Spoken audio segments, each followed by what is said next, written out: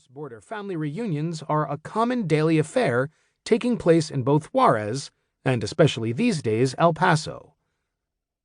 There is a distinct Spanish spoken in El Paso, pocho, inflected with code-switched local phrases that I heard and spoke as I grew up. I only learned later in El Paso High Spanish class that I te wacho is not the proper way to take leave of one's friend. While not a perfect melting pot, El Paso has long been a remarkably tolerant community.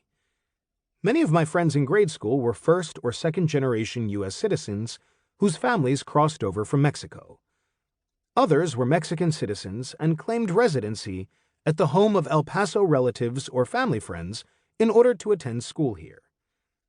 The distinction between Anglo and Mexican American stood out, as do all distinctions at that age. But it was a distinction that lacked enough difference or meaning to determine who would or would not become a friend.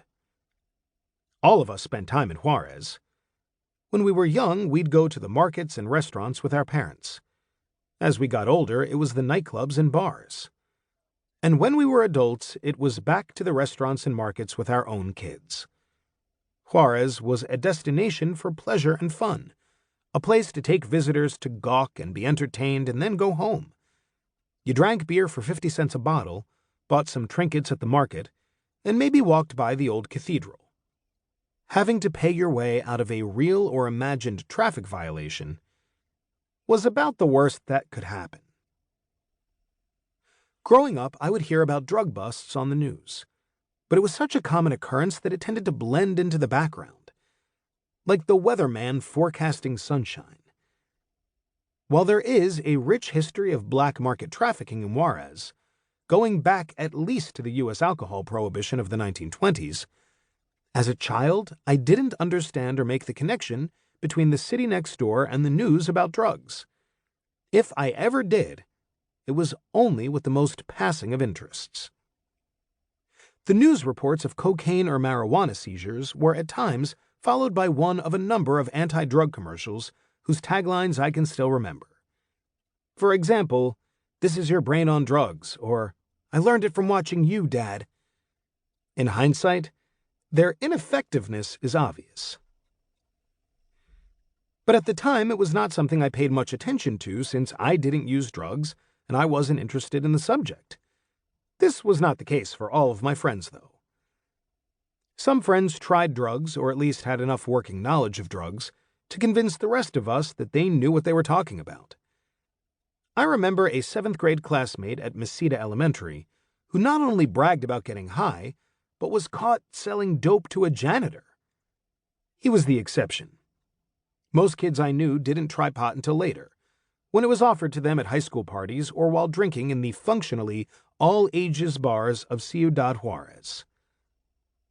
As I grew older and listened to the news a little more carefully, I learned that Juarez was the crossing point for many of the drugs, and certainly all of the dope sold and used in El Paso. Every so often there would be news of another big bust. Tons of marijuana interdicted at the border coming over from Juarez, or bundles of cash and cocaine uncovered in a stash house in El Paso. The sheer tonnage and enormous street value of these interdictions made it obvious that the Juarez-El Paso land port was an important logistical hub in the North American drug trade. But I didn't think that it affected me, so I didn't pay much attention. In college, marijuana was even more available than it had been in high school. People smoked openly at parties, in dorm rooms, and out on the streets. Given everything that has happened in Juarez in the last few years, the fact that it is now the deadliest city in the world and the focus of the combined drug interdiction efforts of the U.S. and Mexico, it amazes me how little I knew or cared about these issues before. Having lived 35 years of my life within the front lines of the declared drug war, having seen drug use around me since middle school, having known that billions of dollars in drugs were transiting through my community, until 2008, I can't remember ever thinking about drug policy, much less caring about it. Violent death isn't a new phenomenon in Juarez. I can remember spasms of killings in Juarez that would... To keep listening to this audiobook, I've left you a link in the description so you can do it, at no cost thanks to Audible's 30-day free trial.